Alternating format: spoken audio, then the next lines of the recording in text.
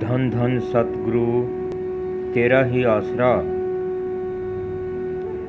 एक कदम परमार्थ की ओर। एक पेखी साधु गुरु नानक देव जी महाराज के पास आया। फकीरी पे बात चली तो गुरु नानक देव जी महाराज जी ने फरमाया कि भेष धारने से कोई फकीर नहीं बन जाता, ना ही घर बार छोड़ने से, जंगलों में जाने से कोई त्यागी बन जाता है। आप जी ने फरमाया, घर बार में रहता हुआ इनसे निर्लेप रहे उसका नाम त्यागी है।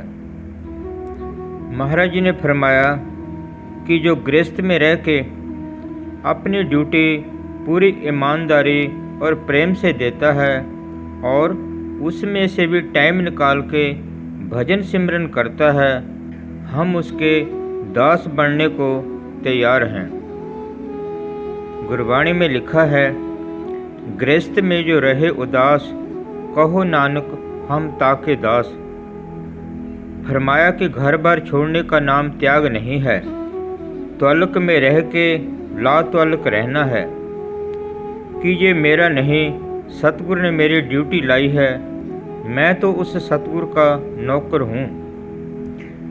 भेखी साधु कहने लगा, अगर कोई ऐसा है तो बताओ। तो गुरु नानक देव जी महाराज ने फरमाया, भाई लालो के पास जाओ, वो गृहस्थ में रहता हुआ भी त्यागी है। वो साधु भाई लालो के घर गया। भाई लालो कहने लगा, आप थोड़ी देर बैठो, मैं अभी आपके साथ बात करता हूँ। भाई लालो बैठने के लिए फटे पुराने टाट सी रहा था।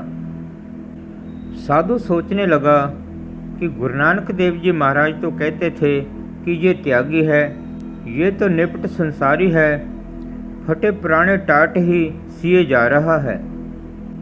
वो साधु उठ के जाने लगा तो भाई लालो कहने लगा कि थोड़ी देर और बैठ, फिर मैं आपसे बात करूँगा। वो साधु फिर बैठ गया। फिर लालो ने एक सीढ़ी बनाई और उस साधु से कहने लगा कि बस एक काम बाकी है, आप थोड़ा और रुको। वो बाजार गए और सामग्री लेके आए। थोड़ी देर के बाद ही सुनेहा आ गया, भाई लालो तेरा लड़का मर गया है। वो साधु ये बात सुन के बहुत हैरान हुआ और मन में सोचने लगा कि इसको इस बात का पता जरूर था कि लड़के ने मर जाना है, तभी पहले से ही सारा सामान बना रहा था। वो साधु लालो से पूछने लगा कि ये तो मेरे को पता लग गया है कि तेरे को तेरे लड़के की मौत का पहले ही पता था। क्या लड़के से तेरी कोई दुश्मनी थी? जहाँ आप अपने लड़के से नाराज थे, आपका लड़का होने के बावजूद भी आपने उनको बचाने की जरा सी भी कोशिश नहीं की। तो लालो जी कहने लगे कि मेरे बेटे की लिखी ही इस तरह हुई थी, मैं उसमें क्या कर सकता था? मालिक का हुक्म ही ऐसा था, मैं मालिक के हुक्म के खिलाफ नहीं जा सकता। लालो की बात सुन के वो साधु कान पकड़ गया और कहने लगा कि वाकया ही ठीक है, गृहस्थ में रह के भी त्यागी बन सकता है।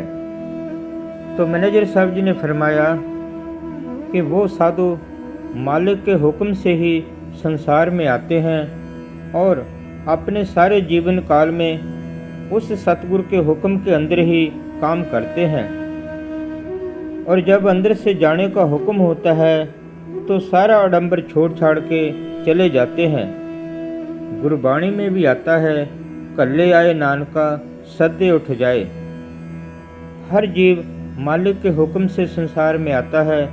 जब हुक्म होता है, कोई ना कोई बहाना लगता है, वो संसार से चला जाता है। धन धन सतगुरु तेरा ही आसरा।